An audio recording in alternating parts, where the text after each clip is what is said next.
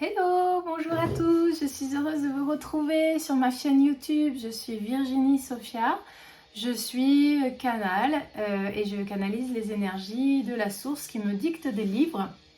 Donc à ce jour il y en a 3, il y en a d'autres qui sont en cours de réalisation. Et d'après ce que me dit la source, il y en aura une multitude, donc je suis heureuse de vous partager ces bébés qui sont des trésors d'énergie, d'amour, de bienveillance, qui vous aident à vous connecter à vous-même, vous connecter à la source, à recevoir le meilleur de la vie et puis surtout à vous transformer positivement. Aujourd'hui, je voulais vous partager alors canalisation, je sais pas, on verra, en tout cas une guidance par rapport aux énergies actuelles, par rapport à ce que vous pouvez vivre et expérimenter, et moi aussi. Donc pour ça, j'utilise des oracles. Souvent c'est l'oracle G, d'autres fois c'est d'autres oracles. Là, je vais utiliser, j'avais envie de prendre celui-là, c'est un cadeau que m'avait fait une amie. Je vais utiliser celui de Commande à l'univers. C'est un jeu qui est basé sur les principes de la loi de l'attraction que j'adore pratiquer, que j'adore découvrir de jour en jour et qui me fascine parce que j'arrive à créer intentionnellement, et c'est ce que je vous encourage à faire d'ailleurs vous aussi, à vous mettre à la loi de l'attraction chaque fois que vous le pouvez. Dans les livres justement que j'ai canalisés, on en parle, enfin la source en parle. Elle explique comment la mettre en pratique, à quel point elle est bénéfique pour créer notre réalité. Donc je vous encourage vraiment à écouter ces conseils et à la découvrir et à pratiquer intentionnellement. Alors, je vais tirer au hasard donc 3 cartes, ce que je viens de faire. Et on nous dit, ok, on nous dit de demander ce que vous souhaitez parce que vous allez recevoir. On vous dit que vous devez savoir précisément en ce moment qu'est-ce qui est bon pour vous, qu'est-ce que vous voulez expérimenter. Si vous aviez aucune limite, si tout était possible, qu'est-ce que vous pourriez demander et qui vous rendrait le plus heureux du monde? Est-ce que ce serait d'avoir énormément de temps libre pour peut-être, je ne sais pas, vous occuper de vos enfants, ou pour créer au niveau d'un point de vue artistique? Est-ce que ce serait dormir plus? Est-ce que ce serait avoir des horaires de travail plus propices à une deuxième activité? Est-ce que ce serait avoir plus de compréhension dans votre cercle intime, avoir plus d'amour, partir en voyage? Voilà, qu'est-ce que vous pourriez changer? Qu'est-ce que vous voudriez changer? Qu'est-ce qui vous ferait du bien? Et ça, personne d'autre que vous ne peut le savoir. Donc, on vous demande de faire, un bilan, de poser sur le papier qu'est-ce que vous voudriez expérimenter, qui vous ferait du bien, qui vous apporterait de la sérénité, de la paix, de la joie et de l'amour et l'épanouissement. On vous dit tout est possible. Il n'y a rien que vous ne puissiez demander et espérer. Mais pour pouvoir le demander et l'attendre, l'espérer, il faut savoir ce que vous voulez. On ne peut pas faire l'un sans l'autre. Alors, je continue. Je vais voir ce qu'il y a d'autre, ce qu'on peut nous conseiller encore. Voilà, on vous dit aussi de faire attention à ce que vous dites par rapport à ce que vous espérez, par rapport à ce que vous avez choisi d'expérimenter. Une fois que vous aurez fait ce bilan, que vous aurez vos objectifs en tête, on vous dit faites attention à comment vous en parlez, à ce que vous dites aux autres par rapport à ce que vous espérez. Est-ce que vous en parlez comme quelque chose d'inaccessible? Est-ce que vous en parlez comme quelque chose d'inapproprié, presque inatteignable? Est-ce que vous en parlez comme quelque chose qui vient à vous, qui est proche de vous, qui est en train de se créer dans la réalité? Est-ce que vous êtes dans l'impatience? Est-ce que vous êtes dans l'attente? Ou est-ce qu'au contraire, vous avez la foi et que donc vous pouvez tranquillement évoluer en sachant très bien que cela vient à vous, en ayant confiance? Pour manifester quelque chose dans la réalité, c'est ça qui est difficile dans le monde dans lequel on vit, parce que c'est pas comme ça qu'on nous a appris à faire. On vous dit souvent, ah oui, il faut que tu sois patient, il faut que ça va venir, attends, etc. Mais quelque part, quand on nous dit ça, on nous invite à revoir nos attentes à la baisse quelque part, à être dans une énergie de manque et d'attente justement. Et c'est là toute la difficulté, c'est qu'au contraire, il faut être dans une énergie de réceptivité en disant ok, c'est pas là, mais je sais que c'est en train de venir. Et je ne suis pas dans l'impatience, je ne suis pas dans l'attente parce que je sais, j'ai confiance, je sais que quoi qu'il arrive, ça vient.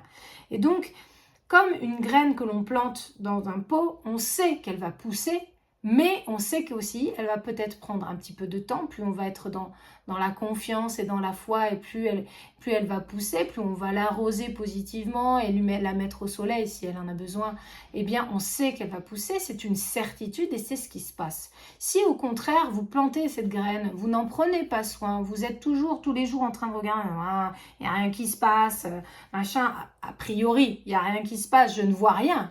Ça ne veut pas dire qu'elle n'est pas en train de germer, mais vous ne le voyez pas.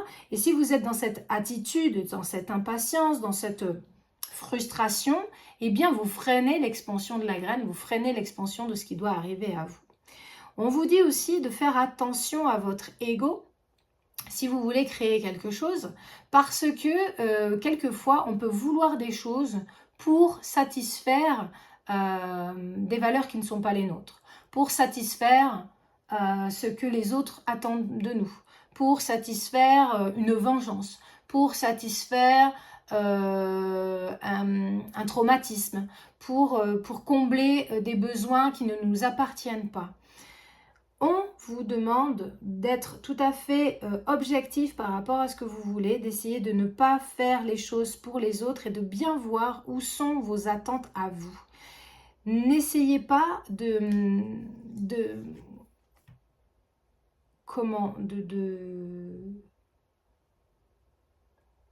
penser la partie de vous qui n'est pas lumineuse, donc d'essayer de satisfaire cette partie sombre en vous, cette partie d'ego mal placée, qui va en fait vous éloigner de votre rêve, qui va vous éloigner de ce qui est bon pour vous et vous amener vers peut-être à prendre des décisions et à aller vers un chemin qui n'est pas celui que vous voudriez emprunter en vrai, mais qui est peut-être celui d'une certaine abondance financière. Je prends un exemple professionnel pour essayer de vous faire comprendre ce que je veux dire.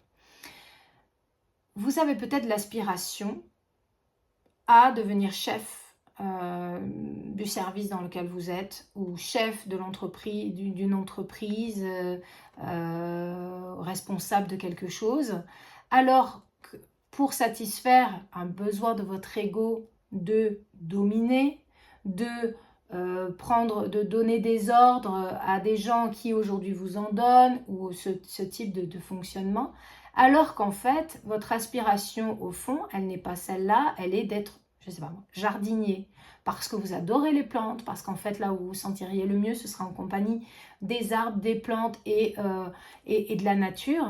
Mais votre ego, vos blessures vous incitent à aller dans un chemin qui ne vous correspond pas parce que vous avez besoin de satisfaire ou de penser ces blessures-là. On vous a humilié peut-être, on vous a donné dans votre enfance des croyances qui sont on ne peut réussir que si on est chef d'entreprise ou que si on est chef responsable truc.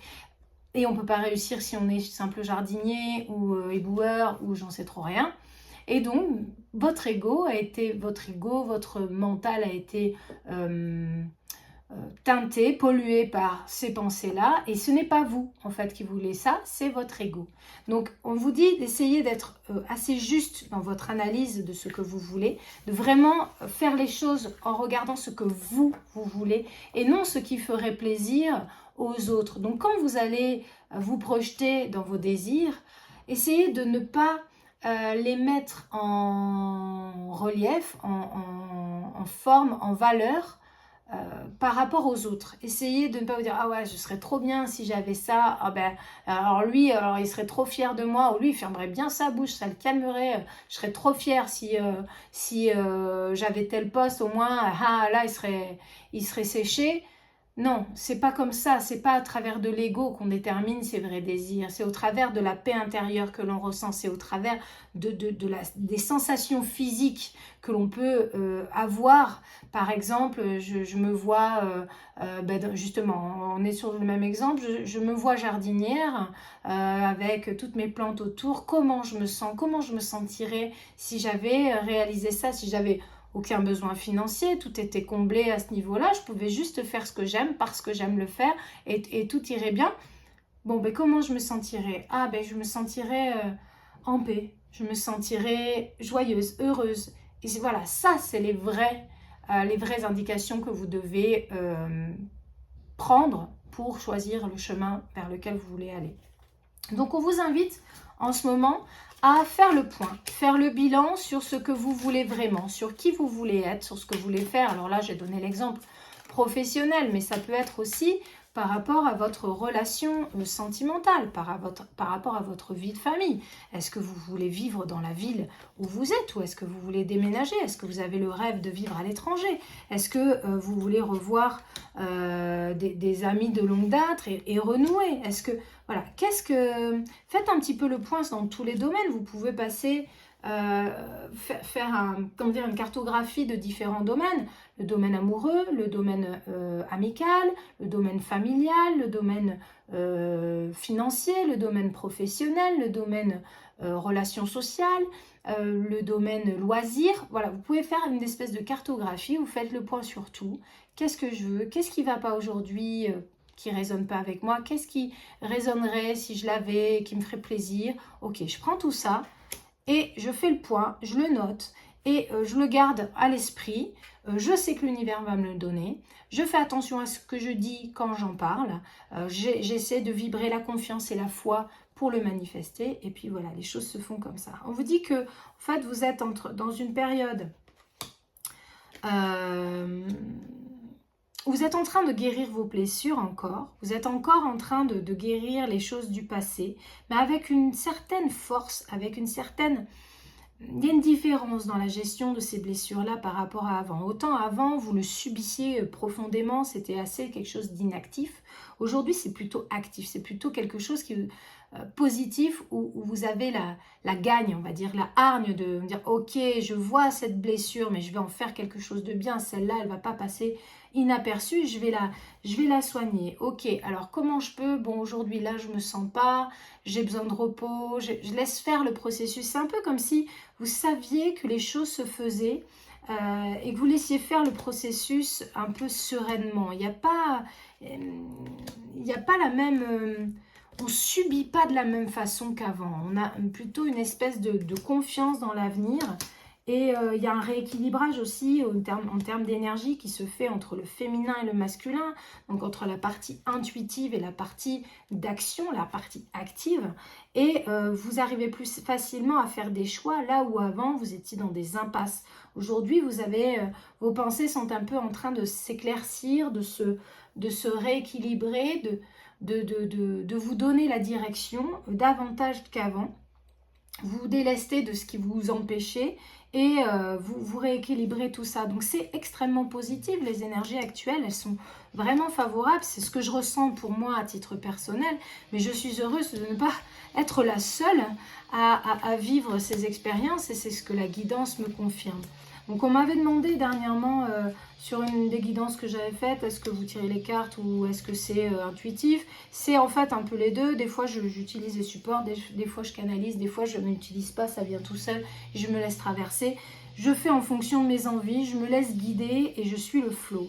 Donc là on vous dit, tout ça c'est voulu, vous êtes dans une espèce de changement énergétique profond, qui va rééquilibrer toutes ces parties de vous qui avaient été malmenées, qui avaient été meurtries, pour vous permettre d'avancer progressivement, mais d'évoluer progressivement et plutôt en douceur.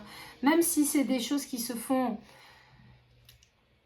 Après coup, on a l'impression que ça s'est fait en un clin d'œil. En fait, là, on est plutôt dans un changement qui est assez progressif et plus doux qu'avant. Là où avant, on prenait cher quelque part. Donc c'est voulu, c'est de l'énergie qui vient d'en haut, c'est un accompagnement, on est protégé, on est guidé pour ça. Et il y a beaucoup d'abondance à tout point de vue qui arrive vers nous grâce à ce changement, un rééquilibrage extrêmement positif qui arrive grâce à ces nouvelles énergies. On va pouvoir matérialiser beaucoup d'abondance, que ce soit de l'abondance physique, physiologique, en termes de santé, beaucoup plus d'énergie, un réalignement physique et physiologique plus grand, que ce soit en termes d'harmonie amoureuse, de rééquilibrage familial, que ce soit en termes de finances, de profession, etc. Donc c'est vraiment extrêmement positif ce qu'on nous annonce. Je regarde s'il y a une dernière petite... Ah mais je vais prendre un autre jeu, un petit oracle pour compléter, une petite carte de conseil.